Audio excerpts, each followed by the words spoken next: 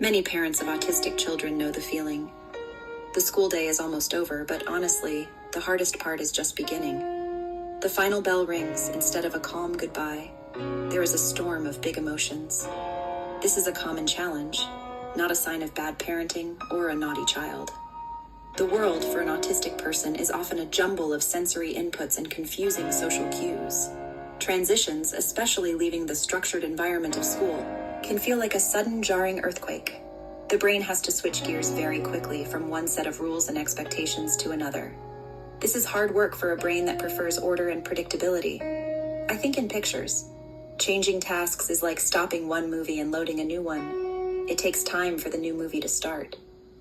Autistic children often experience this, building with blocks, reading a book. When a teacher says it's time to clean up and go home, it's not a simple request. It's an abrupt end to their world of focus. The brain fights the sudden change, leading to frustration, anxiety, and sometimes a complete meltdown. They aren't trying to be difficult. Their brains are struggling to process the shift. To help a child move from one thing to the next, we need to build a bridge. We cannot expect them to jump across a wide canyon without help. This bridge is made of clear communication and predictable routines. Visual supports are one of the best tools for this. A visual schedule uses pictures or words to show what is going to happen next. For the end of the day, it might show: clean up toys, put on coat, get backpack, line up at the door, walk to the car. Seeing the steps laid out in a clear visual way makes the future predictable. It tells the brain what to expect, which reduces anxiety and the need to resist the change. Another excellent tool is a timer. A sudden time to go can feel like an ambush. A visual timer, like a time timer where the red disappears as time runs out, gives a concrete representation of time passing. The teacher can say, "In 5 minutes we will clean up to go home," and set the timer. The child can see the time shrinking. This gives them a warning and allows their brain to prepare for the change. It is not an abstract concept like "in a little while." It is a clear, visual countdown. This simple tool empowers the child by making time something they can see and understand, giving them a sense of control over their world. Even with the best plans, meltdowns can still happen. A meltdown is not a temper tantrum. It is an intense and involuntary response to being completely overwhelmed. It is a neurological explosion. The first and most important rule is safety for the child and others. Move the child, if possible, to a quieter, safer space. Fewer sensory inputs. No bright lights, no loud noises, no crowds of people. Corner with a beanbag chair, small tent. Calm down corner with soft pillows and a weighted blanket. Not punishment, a sanctuary. Use as few words as possible during the meltdown. Language processing parts of the brain are offline.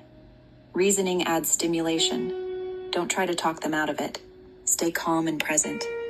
Your quiet, non-anxious presence reassures. If physical behavior occurs, hitting, kicking, prioritize safety. Use calming protective measures, soft mat as a shield. After the storm, the child will be exhausted and fragile. This is not the time for lectures or consequences. Time for co-regulation and connection. Help them feel safe and calm. The most successful strategies are built by a team. The parent is the expert on their child. The teacher is the expert on the classroom environment. When these two experts work together, they can create a seamless circle of support that wraps around the child.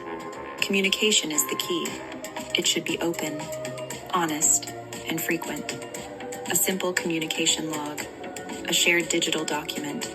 The teacher can note how the end-of-day transition went. The parent can share how the child slept. The parent can share any stressors at home that morning. Planning together is essential. The parent and teacher should meet to create a specific transition plan. This plan should be written down. It should include the strategies that will be used: visual schedule, the timer, the cleanup song. It should also detail what to do if the child becomes overwhelmed. Where is the safe space? This teamwork extends to creating consistency between home and school. Using a similar one at home for the after-school routine can be very effective. Finally, it is so important for parents to hold on to hope. Every small success is a victory. Maybe today the child pointed to the next picture on their schedule without prompting. By working as a team and focusing on understanding and support, you can help your child not just survive transitions, but learn to navigate them and thrive.